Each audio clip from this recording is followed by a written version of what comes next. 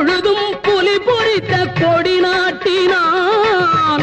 மூன்று நிலங்களுக்கும் முடிசூடினான். புவனம் முழுதும் புலி பொறித்த கொடி நாட்டினான். தோன்றும் இடங்களில் தன் புகழ் நாட்டினான்.